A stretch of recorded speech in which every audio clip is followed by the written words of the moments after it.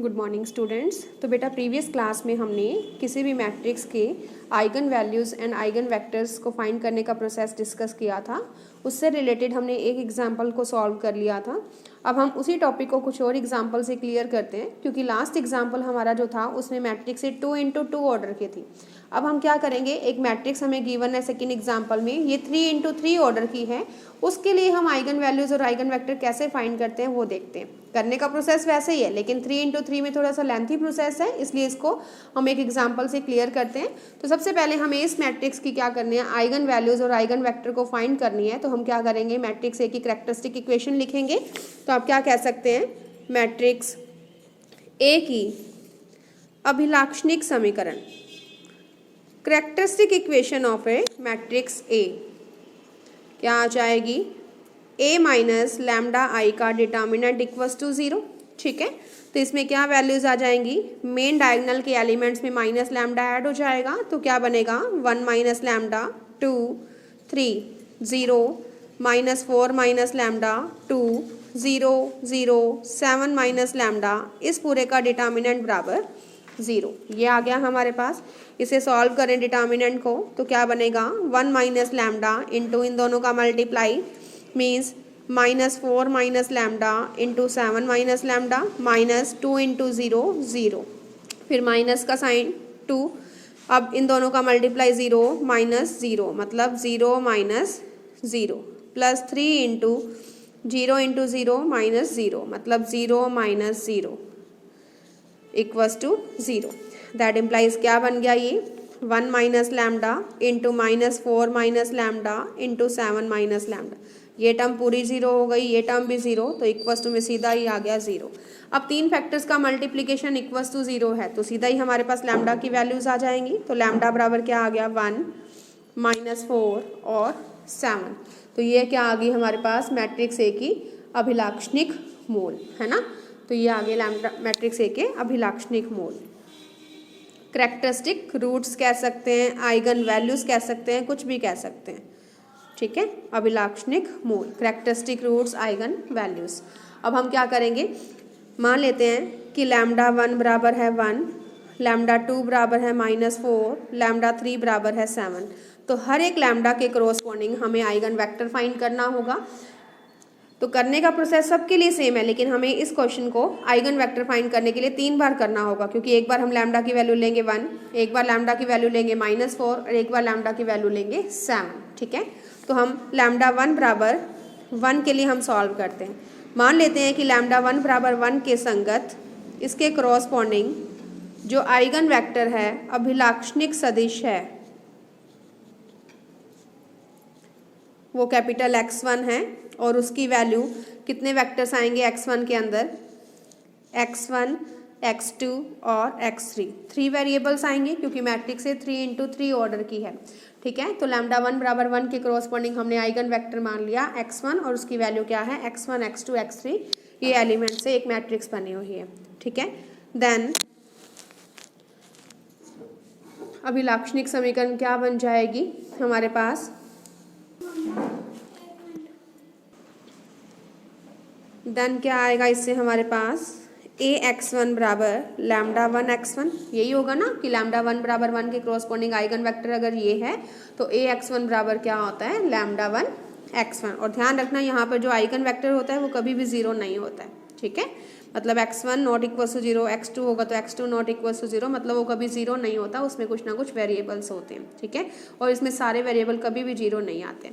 तो Ax1 बराबर lambda 1 x1, तो इससे हम क्या लिख सकते हैं, Ax1 माइनस लैम्डा 1 x1 बराबर 0, तो x1 कॉमन लें तो हम लिख सकते हैं A minus lambda 1 i into x1 बराबर 0।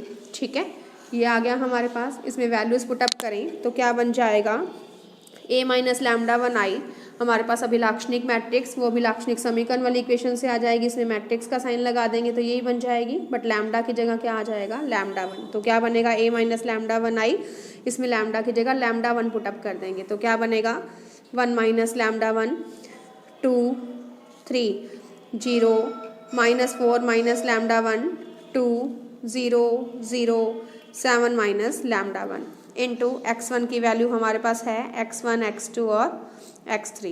इक्वल्स टू 0 की वैल्यू क्या आ जाएगी 0 0 0। अब इन दोनों मैट्रिसेस को हम मल्टीप्लाई करें तो क्या बनेगा हमारे पास, लेकिन इससे पहले हम लैम्डा 1 की इसमें वैल्यू पुटअप कर दें। लैम्डा 1 क्या है 1, तो इसमें लैम्डा 1 की वैल्यू 1 रखें तो क्या बनेगा, देखो यहाँ पे 0 आ जाएगा, 0 2 3, ठीक है, 0 -4 और -1 -5 2 0 0 6 इंटू ये मैट्रिक्स इज इक्वल्स टू 0। तो हमने लैम्डा 1 की वैल्यू पुटअप की तो क्या बन गया ये 0 2 3 0 -5 2 0 0 6 इंटू में x1 x2 x3 is equals to 0 0 0। ये आ गया हमारे पास। अब दोनों मैट्रिसेस को मल्टीप्लाई करें तो क्या बनेगा 0x1 + 2x2 + 3x3 ये आएगा। अब सेकेंड रो को मल्टीप्लाई करें तो 0x1 - 5x2 + 2x3। Third row में 0x1 0x2 + 6x3 is equals to 0 0 0। ये आ गया। अब हम क्या कर सकते हैं, दो मैट्रिसेस आपस में इक्वल हो तो हमें पता है उनके क्रॉसपोंडिंग एलिमेंट्स इक्वल होते हैं, तो क्या आ जाएगा इससे 2x2 + 3x3 = 0 equation number first. दूसरी -5x2 + 2x3 = 0 equation number second. And third 6x3 = 0। इससे क्या बन जाएगा x3 = 0, सीधा ही आ गया। थर्ड इक्वेशन में हमारे पास x3 की वैल्यू 0 आ गई, ठीक है। अब अगर x3 की वैल्यू हम किसी एक इक्वेशन में पुटअप करें तो x2 की वैल्यू आ जाएगी हमारे पास डायरेक्टली, ठीक है। तो इसमें put x3 = 0 in equation first, we get समीकरण फर्स्ट में अगर x3 की वैल्यू रखें तो क्या आ जाएगा 2x2 + 0 is equals to 0 means 2x2 = 0। Then हमारे पास x2 की वैल्यू क्या आ गई 0। दैट इम्प्लाइज x2 की वैल्यू 0 आ गई और x3 की वैल्यू भी 0 आ गई। लेकिन इन तीनों इक्वेशन में x1 वेरिएबल है ही नहीं, तो x1 वेरिएबल की हमें वैल्यू फाइंड करनी है।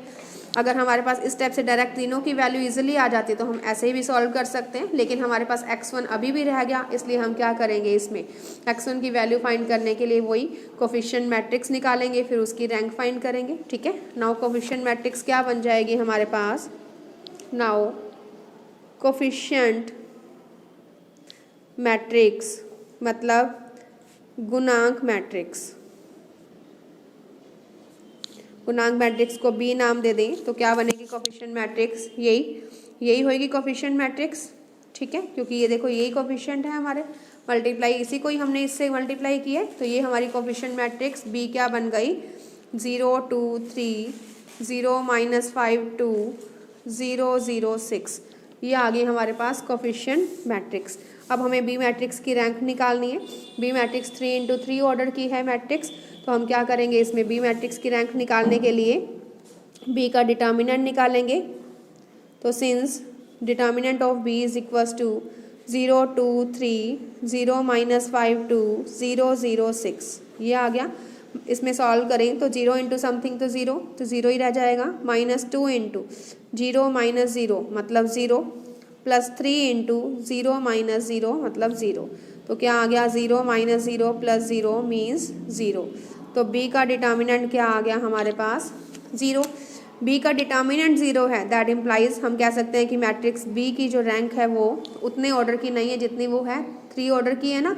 इसका मतलब b मैट्रिक्स की रैंक 3 नहीं है, 3 नहीं है तो 3 से कम होगी, तो 3 से कम क्या होगा 2, तो हम 2 ऑर्डर के माइनर्स लेंगे। अब तो मैट्रिक्स बी के 2 × 2 ऑर्डर के उपसारणिक, 2 × 2 ऑर्डर का कोई भी उपसारणिक लेके देखो, इसमें 0 आ रहा है तो इसमें नहीं, जो नॉट इक्वल टू 0 शो, 0 वाले में तो 0 ही आएगा, नॉर्मल सी बात है। अब ये लेके देख सकते हैं इज इक्वल टू 2 3 -5 2। इसको सॉल्व करें क्या आएगा 4, फिर माइनस का 15 मीन्स 4 + 15 क्या आ गया 19, मतलब 0 नहीं आया ये।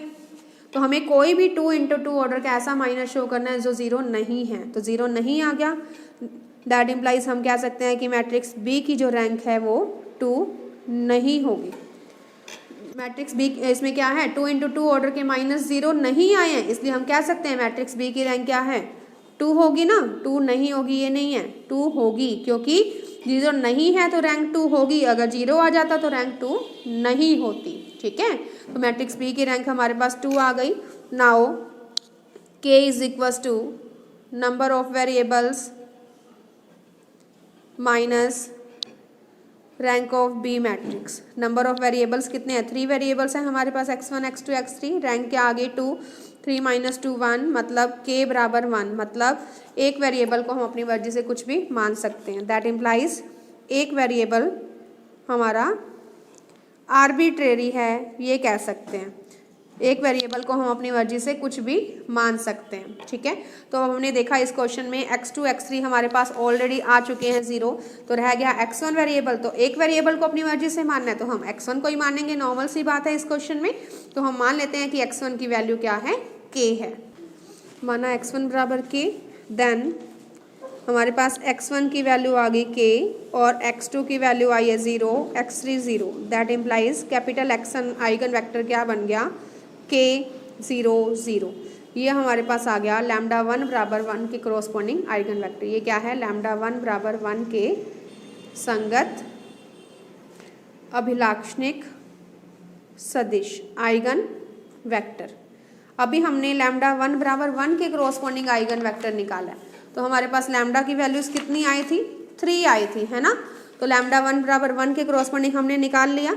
अब आपने लैम्डा 2 बराबर -4 के कोरोस्पोंडिंग और लैम्डा 3 बराबर 7 के कोरोस्पोंडिंग इसी टाइप से फाइंड करना है। ठीक है, तो इस क्वेश्चन में तो बाय चांस क्या हुआ था, आपके पास x2 x3 0 आ गए थे, अदरवाइज हम ये इक्वेशंस लिखने के जस्ट बाद ये कोफिशिएंट मैट्रिक्स लिखेंगे। ये तो हमने किया ही है इस क्वेश्चन में, मतलब ये 2 लाइंस ये वाली हर एक क्वेश्चन में नहीं होंगी, क्योंकि इसमें तो बाय चांस x2 x3 0 आ रहा है, इसलिए ये पोर्शन सॉल्व हो गया।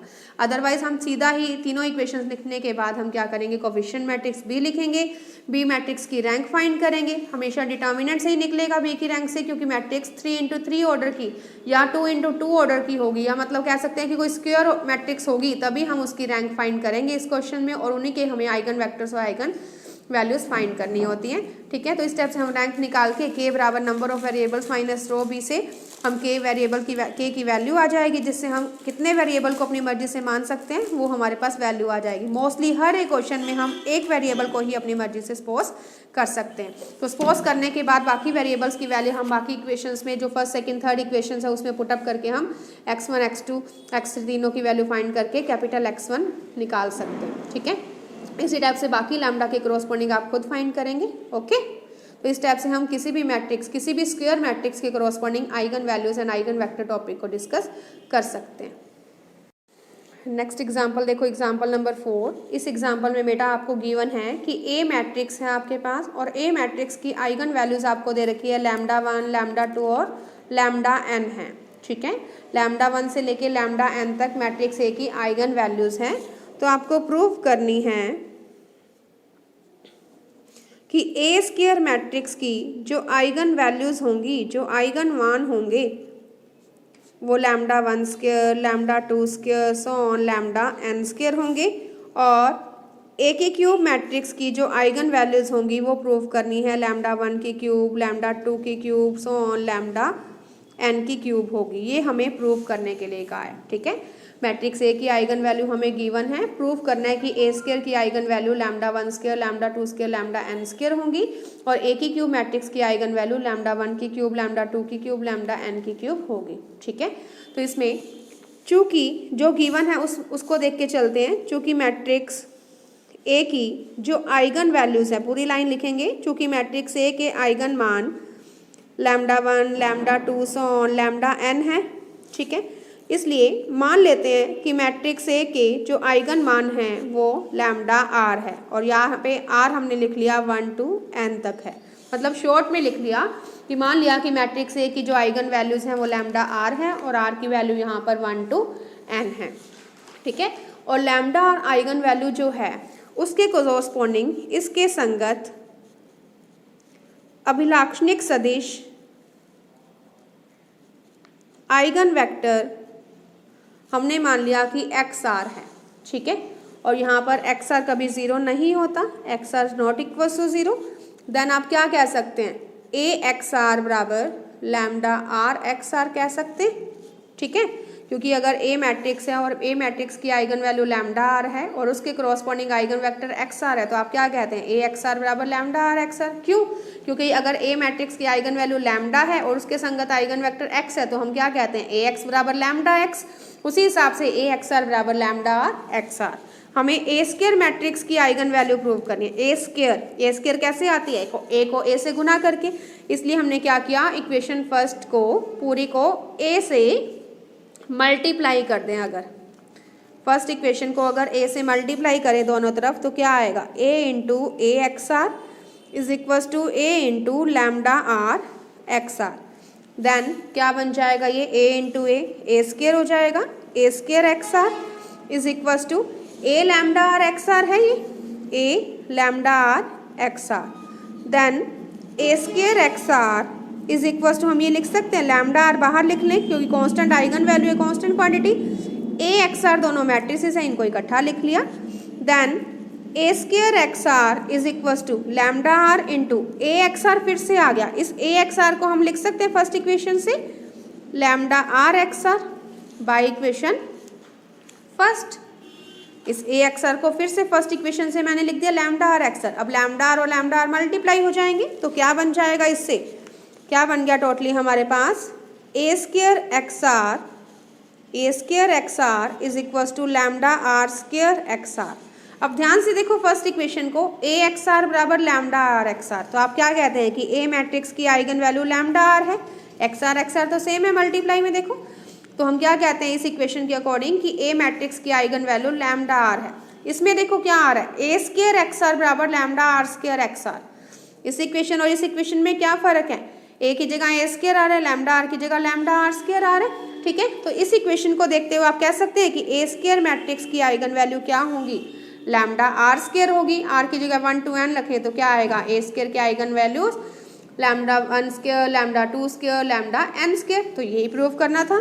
दैट इम्प्लाइज आप क्या कह सकते हैं कि ए स्क्वायर मैट्रिक्स की जो आइगन वैल्यूज हैं, जो आइगन मान हैं, वो क्या आ गया, lambda R square. That implies A square matrix के जो आइगन मान आ गए, आइगन वैल्यूज आई हैं, वो क्या है, lambda 1 square, lambda 2 square, lambda n square, so on lambda n square है, कह सकते हैं ये। ठीक है, ए स्क्वायर की eigen value lambda 1 square, lambda 2 square, lambda n square. And A की क्यूब मैट्रिक्स की आइगन वैल्यू सेम, ऐसे कैसे क्या कह सकते हैं आप, ए स्क्वायर सिमिलरली करके आप लिख सकते हैं, सिमिलरली इसी प्रकार ए की क्यूब मैट्रिक्स की आइगन वैल्यू क्या होंगी, लैम्डा 1 की क्यूब, लैम्डा 2 की cube, so on lambda n की क्यूब होंगी, कह सकते हो आप।